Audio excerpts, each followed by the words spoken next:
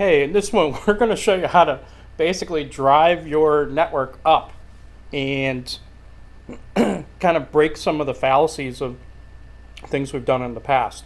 So these networks, with the herd, it's are you a herder or a connector?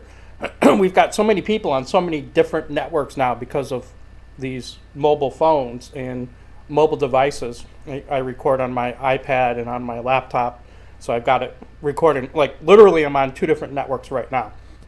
So I'm recording live on YouTube and I'm recording live on Facebook.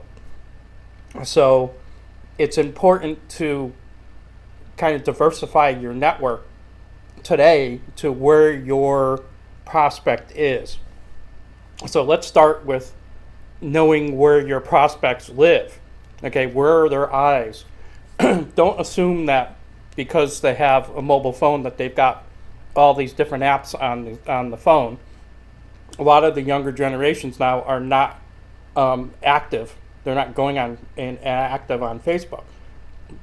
Older generations like me, we are very active on Facebook. So you can't discount the different networks, and that's why I'm on multiple networks. Now, why YouTube?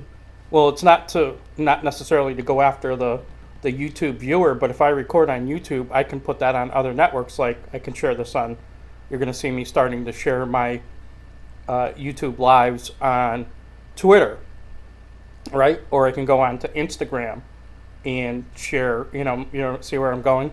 So you can start sharing across networks because you've already got it recorded, it's already there available, and that's how you build a network where the person likes to connect.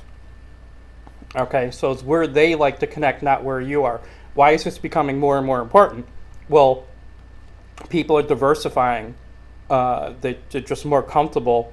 We're starting to see, there was just a news report on CNBC that the majority of teenagers are more comfortable on Snapchat. Okay, so why do you think Facebook is duplicating Snapchat features? Well, it's because they don't want it. They're trying to keep the audience. So they're, because what a lot of times what happens, and this is what happened with Facebook. Facebook didn't start out right with the older adults. It started out with the college students.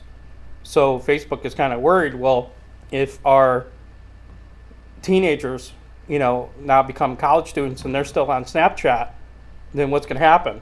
The adults, right? Why did grandma and grandpa get on Facebook? Well, they wanted to see the grandkids' pictures. They wanted to see what was going on in college. And so they're sharing memories, they're sharing pictures, all this stuff is going on. They don't want to lose that connection, right? So they're going to start to flip over to these other networks. And that's what these networks are trying to guard against. That's why Facebook is trying to guard against that by offering Snapchat-like features to the older generation. Now, is that going to work? I don't know. Every time I've discounted Facebook in the past, they've, found a way to circumvent that. So they found a way back. So I'm not going to discount what's going on. But what we are seeing is we're starting to see a follow the leader type of thing, where, and this is what I call jump the shark, where Facebook just duplicated a bunch of features from Snapchat, and what happened? Snapchat already had other stuff on the drawing board. So Snapchat is still innovating, and Facebook is playing follow the leader. That's never a good position to be in. So we've got to see, if Facebook can pull something out and, now jump ahead. The one problem where Facebook really put a lot of their eggs in a basket is with VR, and the networks just are not in a place where Snapchat can, now, not Snapchat, where Facebook can now just jump right into VR. So there's hopefully they can get that hurdle in place. But we were listening today that Verizon's working on 5G, so the 5th generation, and they're also getting into the fiber optics and things like that. So the carriers are starting to make that shift, but there's sometimes technology is way ahead of where the technology is way ahead of what is what's available for us, and So it's almost like the tail's wagging the dog right now. Everybody's trying to play catch up. So we'll see where it goes. It's going to be interesting. But really, the basis of this is we used to be able to pick a technology and then drive people to that technology. And I still see people doing that today, with, okay, well, I was successful with email, so I'm going to drive people to email. Well, true story.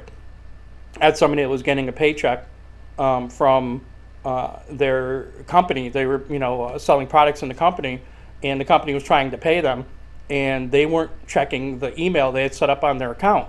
And they came back to me and they said, I'm not getting paid. And I said, well, did you check the email? I said, because I know you're getting paid. And no, they never checked their emails. So, this is the kind of the quandary that we're in right now is, email's still out there. Email's still connected to a lot of the things that we do in the business world, but people just have kind of lost, lost touch or the feel that they need to work with their email, right? Because what's out there, 80-90% spam. So if that's their last, place of connection, their first place of connection is through their mobile phone. So, how are we going to get around that? That's going to be interesting. Companies or corporations are still thinking email. People are not thinking email anymore. So again, where are your people looking? So those are things that we really have to bring the older philosophies and older ways of building the business up into 2017 and beyond. My little cousin was walking around here on Sunday with one of these like VR things on it, and with his cell phone and this VR headset, and we were, it was kind of funny to watch, but he was totally into this thing. He was downloading games into this VR, and he's walking around and trying not to run into walls and things, and his mom said, "Oh, this is the future," and she's absolutely correct. So, we've got to keep moving with the technology. So, what's that going to mean? We're already seeing, he's 9, and he's like totally into this VR thing. That's all he wanted for his birthday was, VR glasses, which are, still ridiculously expensive. But they're already, his generation's already thinking about that. So it's not going to be long. You're talking 5 years, 3-4 years, he's going to be a teenager, right? And it's just going to keep, growing from there. So, got to keep up with the times, or we're going to fall behind. So same thing here. Now, one of the tips that I wanted to share on this video is, there's a few tips I want to share. Number one is, how do you know where your network is? Well, it doesn't take a whole lot of research to find out where companies that are in your space, okay, that have competitive products are marketing their products. So what you want to do is find out, like, let's say the top 2 or 3 companies that are in your space, how are they advertising their products, okay, online? So if they're still advertising their products on Facebook, you're good. If they're advertising their products, if they're doing a lot of work on YouTube and or Instagram, or it's where are their followers. So it's not just where they're doing advertising, like where is their biggest follower base, because that's going to show you where you really need to go. Look for the top 2 or 3 bloggers in your space. Like where is their stuff going? Are they doing more videos? Are they doing more advertising on YouTube or Facebook or Snapchat? Like where is their base? Like how are they connecting with people? If you go to their website and they've got this big Snapchat logo, obviously that's the preference of where people like to connect with them. So you just do a little bit of research and find out where your competition is, and that's where you need to be. So connect to where other people are connecting. You don't have to reinvent the wheel today. Like almost everything we need to know to do our business is already out there. Unless you want to be an innovator, and sometimes it's not. It's good you could become an innovator later after you've got a huge following, but not, don't start out as an innovator. End up as an innovator somewhere down the road, keeping it fresh, keeping it different, like Snapchat is doing. So that's number one. Find your audience. Okay. Number two, the biggest thing that I see people doing today is they're giving away their customer list, and I've said this over and over and over again. Keep in mind that all of these platforms are doing advertising. Okay, so they're collecting your data and selling it to the highest bidder. Okay, and I'm working right along with them doing the same thing. But I like to be careful about like how I collect my list. So again, this is another reason why you kind of want to diversify where you're building your networks. So you don't want your whole customer list, let's say, to be on one network. Okay, so if you're herding people over to a network, guess what happens? Your whole customer list is there, and as soon as you start talking about the qualities and benefits of your product, that gets collected by the network. The network starts advertise your competition buys that space, okay, where you're advertising, and now your whole customer list is being bought up by the competition. So if you diversify onto 2 or 3 different networks, including going direct through mobile and building a customer base there, through an app, that's where I see it, preference. Like, okay, do Facebook, okay, do, Instagram, do YouTube, do a Snapchat. See where I'm going? Now you've got different audiences. So they're not, so your competition really has to chase you around if they really want to grab your audience. So if you become big, really, really popular, they can only, basically attack a small part of your audience because they'd have to really, again, know what you're doing to grab your whole audience. So you just want them to be able to grab or market to small segments of your population. So you remain in control of your audience versus allowing one of these social networks to control your audience. What did we see 5 years ago, let's say? Like you walked up, to an establishment, and on the door or on a poster or some were painting it on the wall, they said, connect with us on Facebook and Twitter. And so they drove their whole audience to those platforms. Then what happened? Facebook and Twitter started to, force advertisement in order to force engagement. Okay, they both did it different ways, but again, it was really effective. If you want people to see your post, you got to buy advertising, right? It wasn't like it was before, where if you attracted people to your business on Facebook, they would pretty much be guaranteed to see you in their in their newsfeed. Now, if you don't advertise, they don't see you in the newsfeed. Like maybe 10%, I think it is, maybe 5% or 10% of your audience will see your post if you don't advertise it. So again, you really want to remain in control of that. Don't give it up to the networks. Okay, and it's the same. It's going to be the same on all of them.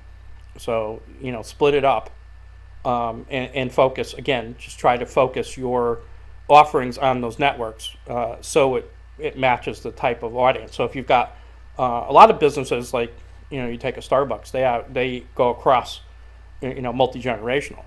So the younger generation is going to be more and more into the specialty drinks, where the older generations might just be more into the coffees.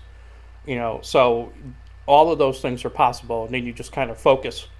Like, you see where I'm going? Like, you focus the advertising, let's say, on Snapchat to one thing, or what you post on Snapchat to one audience, and what you post on Facebook is for a different audience. And YouTube could be your how-tos and stuff like that, DIYs and how-tos, and maybe some what do we call it?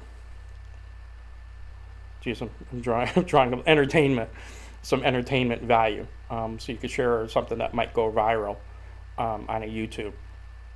So that's what I really wanted to share today with this, and this will really help. Because I work with a lot of people. They think that they think they can still herd people into like the technology that's most comfortable for them.